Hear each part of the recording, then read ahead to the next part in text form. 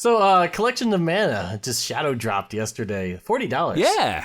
Oh, that was exciting. That was exciting. That was very exciting, actually. I did not see Seiken Densetsu 3 getting this sudden, huge, like, really nice looking remake just dropped on us like that. And, I like things like this where it's like these legacy games, where you kind of hear about them and people are like, oh, this game's great, but it never came out. I like that we get the chance to revisit these. So not only did they announce that, but they suddenly were like, hey, Collection of Mana is out right now. You can go play the Game Boy First Mana, the Secret of Mana on the Super NES, and Seiken Densetsu 3, which is, surprise, translated. I mean, that's pretty fantastic. The $40 price tag, it scared me away, though. It's a little... I usually don't complain about price, but I'm doing it a couple times this video. It's a little high, and there's a physical version coming out in August, so I may hold off a little bit. I could probably justify buying a physical version for $40. Wait, so it's only sold as the trilogy? Yes, only sold as a trilogy for $40, yeah. Now, I understand they had to translate a game from scratch. That requires programming and stuff. That costs money. I get it. It's not just a ROM dump. But I think $30 would have been a more reasonable price point. I think a lot more people would have bought it because I've seen a lot of people online say that 40 is a little high. So I can understand that.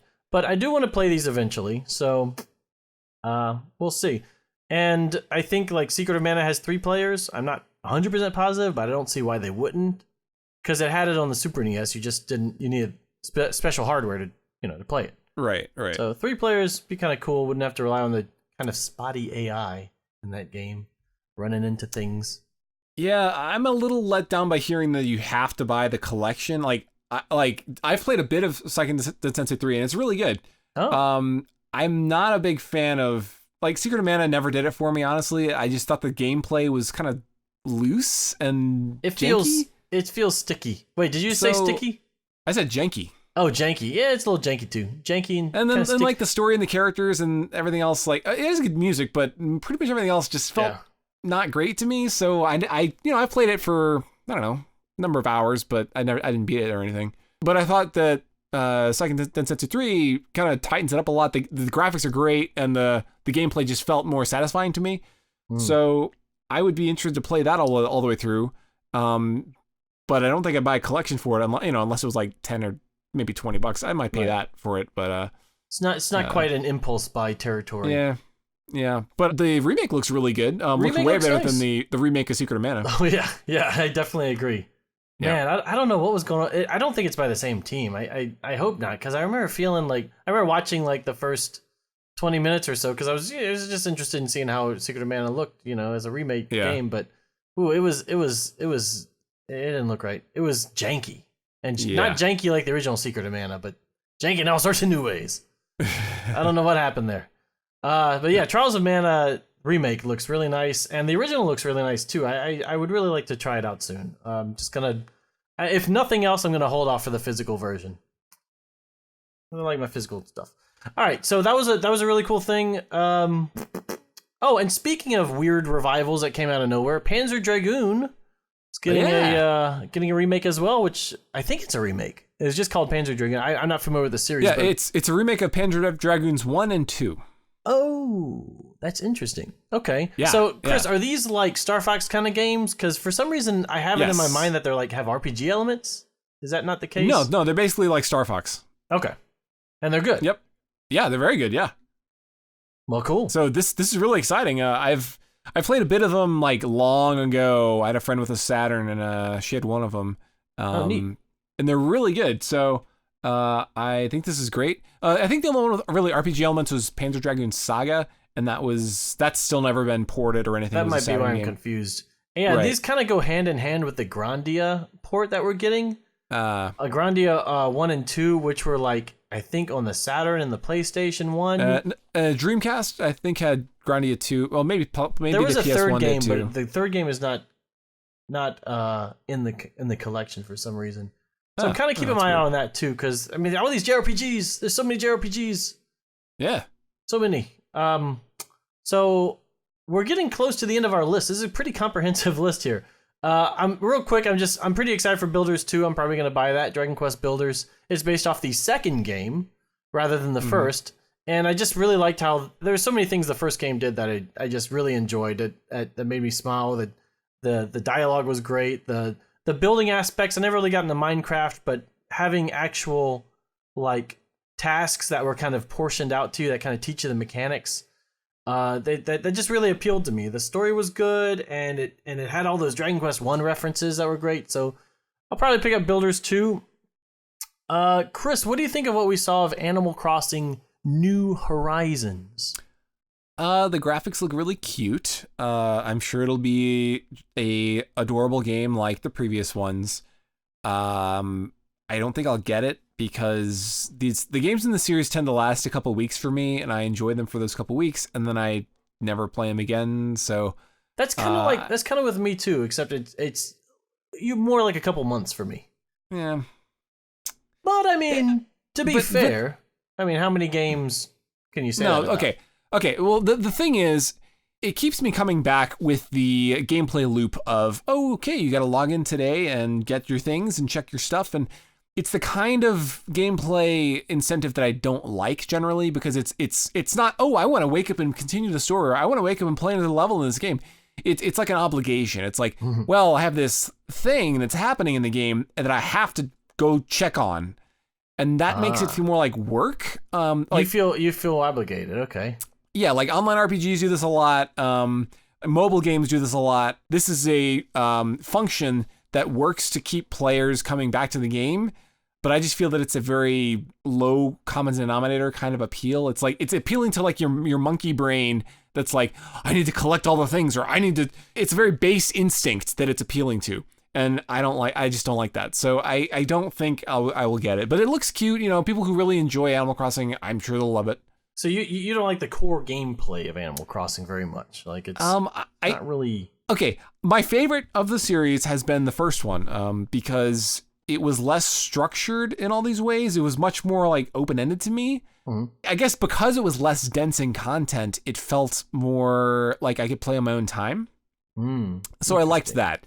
But now with the additional density of content, like, which obviously is a good thing in most cases, it just feels like it's becoming more work. Like I can't just play it at my own pace. And I don't know if that's a me problem or what, but you know, my brain tries to min-max things. So like, okay, what is the most efficient way of doing such a thing? Right, and that is good in a lot of different games, but in a game like this, that's like not the right mentality, because then you're, okay, I have to maximize my my profit in collecting these items, or I have to maximize. Yeah, exactly. There's too many ways to do that, and so it's not fun for me. I don't understand why that term is min-max. Shouldn't it just be max? For instance, if you have a character and you're trying to maximize certain stats while minimizing others. Oh. So if you're playing a warrior and you don't need your intelligence stat, you want to minimize it, you will trade off your intelligence to get more strength or something like that. Okay. Well, anyway, yeah, so with Animal Crossing, I feel like it kind of mitigates some of those problems because the game is so laid back. Like the general atmosphere of the game is like between the music and the visuals and kind of the dialogue that everyone has. I don't know. There's just sort of an altogether pleasantness about it. But I do agree that it shouldn't punish you for not playing. I don't like how people move away if you don't, check in. I don't like how weeds get everywhere. Now, in New Leaf, you could mitigate that problem by having an ordinance where weeds wouldn't grow, which is nice. Yeah. But yeah, if they could minimize the whole like pressure to play every day, that would be good. I'd like that more. I think the new crafting system is a good idea. It makes sense with Animal Crossing. We haven't gotten a whole lot of info about it, but yeah, I mean, I think it's shaping up to be good. I don't like that it got delayed, but it gets delayed. That's fine. I mean, I would far prefer the developer delay a game that needs to get delayed than, have the developers ruin their lives working all the time or the game comes out bad. Yeah, insert Miyamoto quote there, Yep. In New Leaf, there wasn't a way to spend more money, was there? There was just... I mean, not real world money, no. I don't. Right. There wasn't any DLC or anything, which is nice, because I think that'd be very tempting for a lot of companies to infuse a game like Animal Crossing with you. Yeah, I'm surprised they didn't, because that is the adjoining business practice to that design philosophy is, okay, we get people to log in every day because they're basically addicted to it. We're incentivizing them all these ways to keep logging in.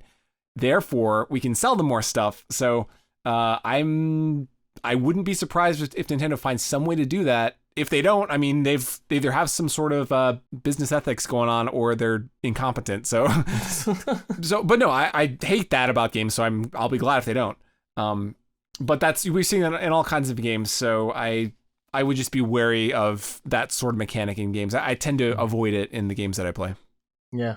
Well, I don't think Animal Crossing has fallen prey to it yet, unless the mobile game did, but I haven't played the mobile game, so who knows? Yeah, I don't know. All right, the last game we have to discuss is the sequel to Breath of the Wild, which we only got a taste of, but it already seems pretty spooky, if you ask me. Spooky I'm Ganon. almost scared, man. They have eyeless things. I don't like things that don't have eyes. I thought you liked. Wait, no. I don't like things that don't have eyes. Like a lot of things in life don't have eyes. Like this keyboard, this wallet. None of them have eyes, and I don't like things without eyes. I guess specifically empty, scary eye sockets. Like I guess it was Ganon. Is it dead Ganon? I don't know. Who knows? It's a redead Ganon. You better get your pants ready. Get your extra pair of pants, buddy, because Luigi's not the only one who's going to be freaked out this winter. That would probably work better if the game was coming out this winter. So if y'all don't know, Matthew's favorite book is Scary Stories to Tell in the Dark. No, don't tell him that. Everyone's going to email me that stupid picture. I won't specify which picture it is, but if you mail in pictures from that book, just there's a picture in that book that he particularly likes. No, don't do it. Don't tell him. Don't unleash the fans. Well, okay, but moving on. So man. Zelda 2 I'm sure will be very good. Do you think it'll be more of the same gameplay, like similarly like a huge world with the same kind of thing in the same map or a different map? I'm skeptical. There's this interview, there's this quote by Aonuma someone pulled from E3 where he's like, I got attached to this world and the characters, so I want to use them again. And everyone's taken that to mean the world of Hyrule, but I don't think that means the overworld map itself. You know, it could mean it's a translation. You know, it could mean a lot of things. It could just mean these characters and this game universe as created by Breath of the Wild. If I had to guess, I'm gonna guess it's probably not gonna be the same overworld, or if it is, it would be heavily modified, maybe with a bunch of weird barriers and new things on it to make it just feel new. But they definitely are playing up the spooky angle. Like the whole trailer was basically like, this is a spooky game. They got the weird backwards music, which by the way, I've heard a video of it playing, in reverse, and it sounds equally spooky. And they got the dead thing and a bunch of jump cuts and like someone dying or like a Ganon thing getting hit in the hand with getting hit in the head with a, I don't know. There's like a bunch of crazy stuff going on. So they're playing up the spooky stuff. So I think they're intentionally drawing kind of a Majora's Mask vibe, even though, I don't think they're going to necessarily do that structure, like with the moon and everything. But it's clear to me that's what they're going for. Like in terms of this is going to be new and weird, based on the game you love. So sounds cool to me. Yeah, I mean, I'm sure it'll be great. We really don't know anything about it, but I'd say the only thing I'd hope is that they have some kind of unique hook like Majora's Mask did. Mm-hmm. So it's not just kind of the same game again, Like I can't imagine they would do the same game again, but that's the only thing that crosses my mind. Yeah, I feel they're gonna address some of the more controversial aspects of Breath of the Wild with this game, namely the dungeon thing and possibly also weapon durability. But I would bet more likely than not this will have more traditional dungeons, if nothing else. That'd be great. Yep. So I guess that wraps up another E3 discussion. This was fun. No, this Matthew. is a fun... What? Matthew. What? You're forgetting something. The Final Fantasy VII remake? Doom! Oh, okay, yes, there is Doom! Doom Maternal is coming to the Switch. Yeah. It showed up at Bethesda's otherwise terrible conference. Yes, it did. It was a trailer that showed the Doomslayer using his crazy hook thing. And I think it started with him chainsawing an imp in two just to get your attention, if I'm remembering correctly. And there was this big guy stomping around. He was super big. I did forget about that game. I'm probably going to pick it up. But they better, let me tell you, they better not do this thing where you gotta fight heaven, and it's like, oh, the Doomsayer is like, he's the only good guy, and the angels are evil. Now they do this whole Bayonetta thing, I'm out of there, buddy.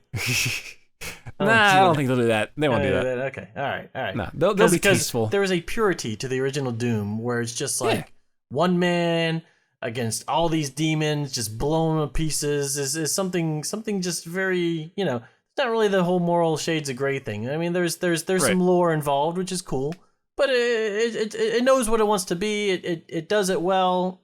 I don't know. That's kind of what I expect from this series now. That sort of level of storytelling, purity. I suppose. Yeah, purity.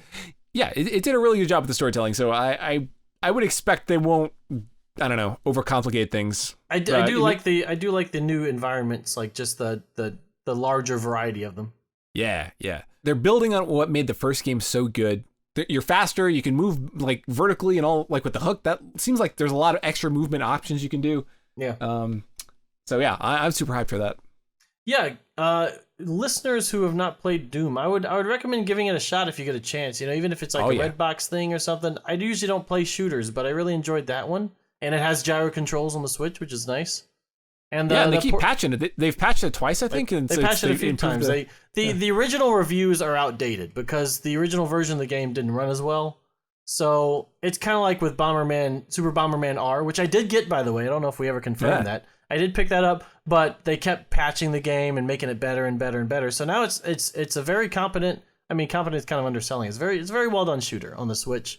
It's not held back by the Switch's power or anything. You know, it runs pretty smoothly, and it's a very fun game. All right, but that's neither here nor there. We are here to talk about E3, and now we're done talking about E3. So. Matthew, what about Final Fantasy? Yeah, but this thing's already pushing an hour. Final Fantasy. All right, I'm gonna admit, Final Fantasy VII Remake looks all right. It looks like I was all ready to trash it and dump on it and laugh about how emo Cloud was, but they managed to make Cloud not look too emo, and the character design looks way better than it did that first release thing. Yeah. And yeah, it looks pretty good. Yeah. As long as they make the battle system fun, it looks a little button mashy. So as long as there's the same level of tactics in there that we want, like you know, you have to switch between them to use their abilities, just like you would in the turn-based combat or something. I don't know. As long as the tactics are good, I'm there. Looks great. And then you know what else we have? We have Dragon Quest XI. Oh man, I was gonna save Dragon Quest XI for later, but I was so excited about it. I'm geeking out. Like I was already excited about Dragon Quest XI, but then I watched the Treehouse. And they've just got it's stuffed with Dragon Quest fan service now. They've got like the orchestrated music, and it's like everywhere. Like they originally said, just on the field and the town. Just on the field and the battle. But everything I heard was orchestrated. Like the ship music was orchestrated, the town music was orchestrated. I think they were in like some building with different music. It was like everything was orchestrated, and then you could switch it to the Dragon Quest VIII music in case you get tired of the songs and play that, and those are orchestrated, unlike the 3DS version. Which is crazy to me, and they also have the symbol encounters. I don't know if those are there or not, but they're there regardless. And they got that crazy like fan servicey thing at the end where you have like all the different games that they recreated in 2D, and you could go in and fight the enemies from those games while listening to the music from those games. And Chip Turner's nerding out, man. I've played all the Dragon Quests. I'm so excited. It's gonna be game of the year. I tell you, game of the year. I'm excited. Well, you know, it was game of last year. Yeah, the game of last year was Smash, right? Well, no. Dragon Quest XI came out last year, Matthew. Yeah. We're not gonna talk about that one. This is the definitive edition. Didn't you read the subtitle? Right. It says Dragon Quest XI. The last one didn't matter. Sentinels of. Hang on a minute. Dragon Quest. Hang on. Dragon Quest XI S. Dragon Quest. It's called Dragon Quest XI S. Echoes of an Elusive Age Definitive Edition. Thank you very much. So, this is no, seriously, it really looks like they're adding a lot of stuff to this compared to the PlayStation 4 version. At the expense of, you know, slightly less graphical fidelity. Well, the graphics still look great though. Yeah, it looks really nice. I thought I saw a trailer or something like months ago where the frame rate was kind of low and it didn't look that good. But no, I thought it looked great. It looked just fine. Big old world to explore, old school RPG elements that those are my jam. Those are my jam. I love it. Yeah, so I'm getting that. I think I'm getting that. Nice. We can go through it together. That'd be fun. Yeah. Going on a big old adventure.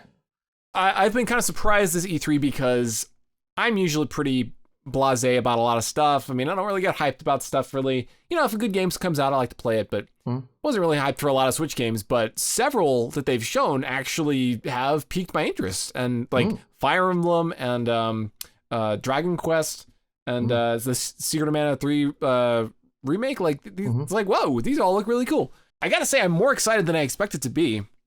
How does Banjo-Kazooie make you feel, Matthew? Makes me feel good. You mean like the characters or like the original game or like the... Well, no, the trailer. The trailer. The Smash trailer. I as a fan, I'm pleased. I mean, I think they captured that unique brand of cartoonish humor that Rare used to No, no, no, deliver. no, no, no, no, no, no, no, no, Matthew. I'm talking about what does it make your gooey innards feel like? Gooey innards, they feel full of goo and juice. So I think that's a good thing. They feel extra juicy when I watch that. There's not a lot of juice in Banjo-Kazooie. There's a lot of juice in Conquer, actually, there's but mounds of all sorts of fluids in Conquer. yeah, they got a lot of juice in that. Yeah, but Banjo-Kazooie not so much with the juice. No, but it still had it had like belches and stuff, stuff that Mario wouldn't really touch, belches and jokes about Gruntilda doing a scary striptease, things like that. Oh yeah, good point. Yeah, let me tell you, Banjo-Tooie, people think this series is like, oh, it's all kid-friendly and stuff. Like, Banjo-Tooie is like the halfway point between Banjo-Kazooie and Conquer, almost.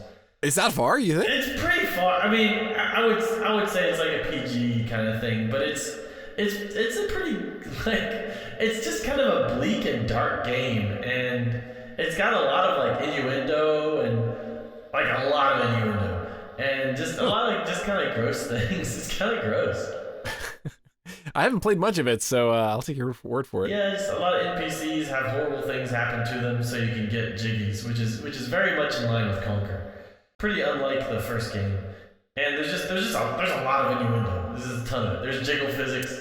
Well, so what would you say if Banjo-Kazooie 3 was more like full Conquer? Yeah. I guess I'd be okay with it as if it was good, because as of right now, it's a dead series, so. If they come back and they've grown up, I guess. Well, I guess weird. Technically they made a third game, right? Well, they made a they made a Game Boy game. Yeah, they made a Game Boy game isometric platformer. They made a Game Boy racing spin-off, and they made an Xbox 360. Was it 360 or the original Xbox? I think 360 vehicular. Yeah, it was 360. Yeah, and then nuts and bolts, which some people like a lot, and some people don't like as much because it's not really a platformer of sorts. But I don't know. I've never played it. If we ever got Rare Replay, I would try it out. I've heard this really crazy medley that's orchestrated from the game, and it's just so nostalgic. It's got a bunch of the different songs in the game all kind of put together. It's great. Did you ever play the handheld games? No, I haven't.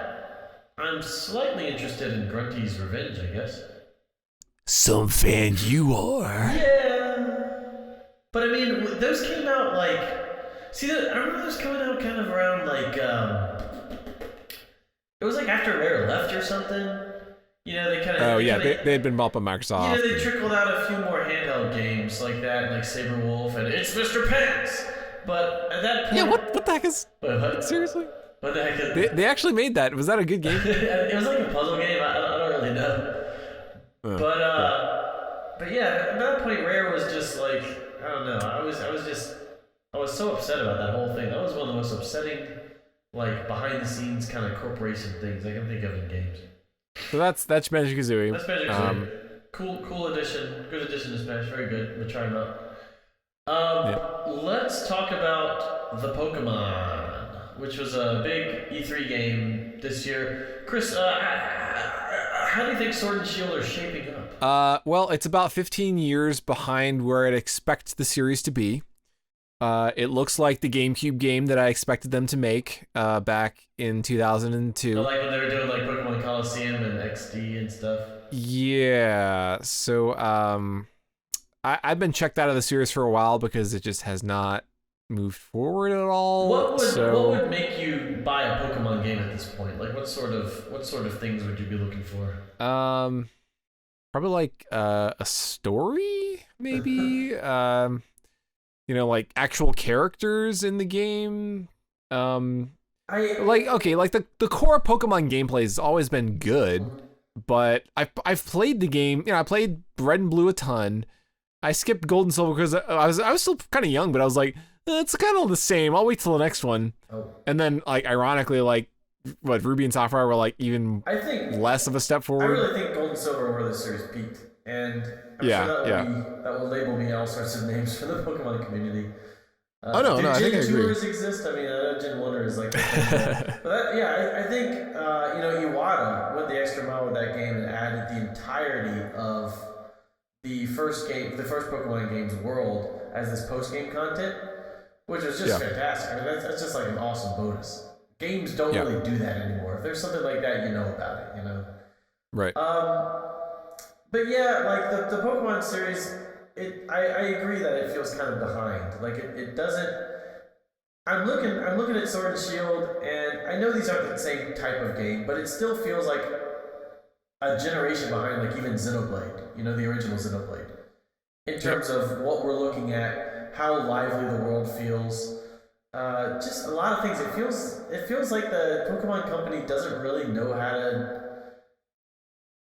put the same level of polish into their games that a lot of other major companies do. Yeah. I mean, they've got the one formula for a Pokemon game that works, and I mean, maybe they're afraid to change it because it's been working for a while, and that's people know what it is, and people kind of like it. Yeah, like it's hard. It's kind of hard to criticize them because it's continued to be popular. Yeah, I mean, but why take risks at this point? I am hoping that. I feel like we get some of the best games whenever developers have hit like a roadblock and they're like, okay, we got to kind of reevaluate what sort of games we want to make and what sort of innovations we want to bring to the table with these games and how we want to surprise players and give them something that they haven't seen before. But yeah, I mean, as of right now, I will say this for Sword and Shield. I think it actually looks better than I initially expected it to look before they revealed it. Sure. I was kind of expecting another Let's Go, to be honest. Which, like, Let's Go Pikachu, Let's Go Eevee, like an isometric overhead thing, still no roaming Pokemon. So at the very least, we got our third-person camera. We got our Pokemon that are roaming the field. But like you said, it's kind of what I expected a Pokemon console game to be kind of a long time ago. So it's still, I mean, I'm probably going to pass on it too. There's just so many games coming out that look more interesting to me than Pokemon currently does. And right now, the game is actually catching a lot of heat from Pokemon fans because of this inability to transfer your old Pokemon into the game, like your older Pokemon. Yeah. That's really inexcusable because for as much as the series has not moved forward, that's a cool element. That the idea that, okay, you can always kind of take your Pokemon to the next game, you can kind of continue this, collection of Pokemon to some degree. Right.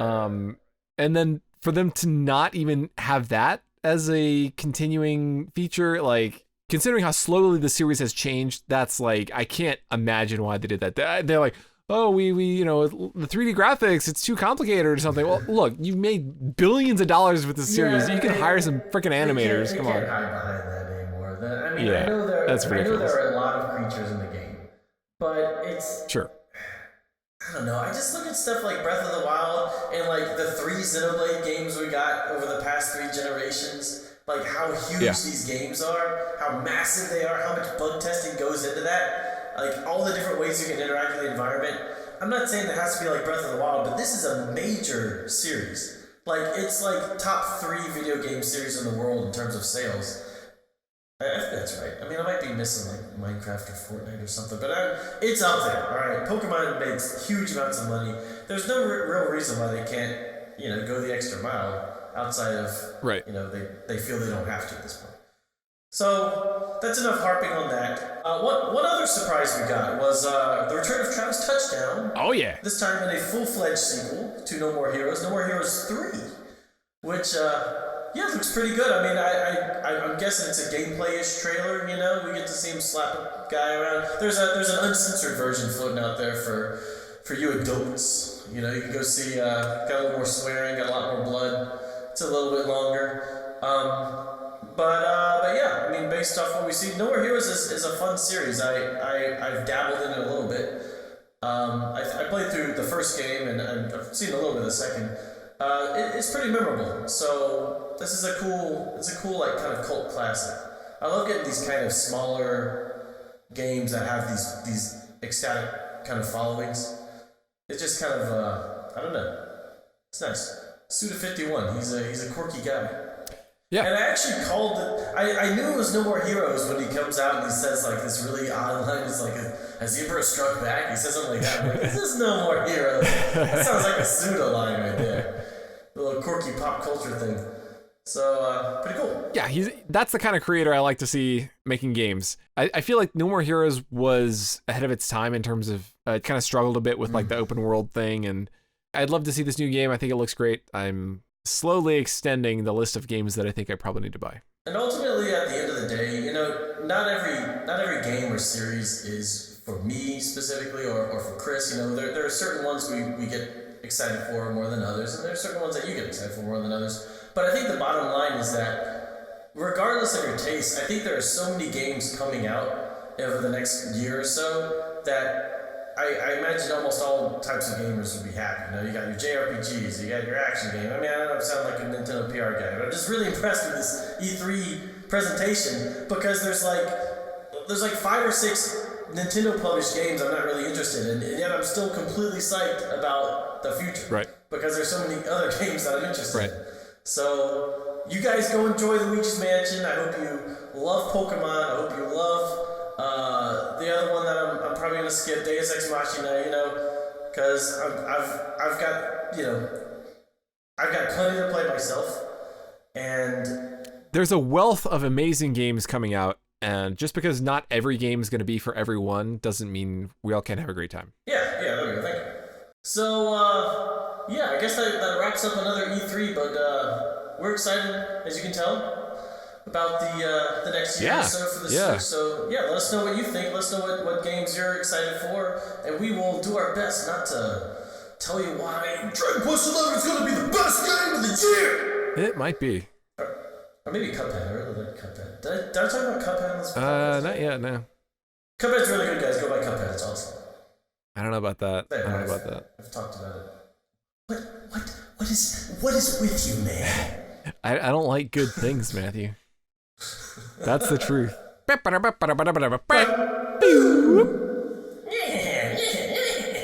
Boom pa pa boom pa boom pa pa boom pa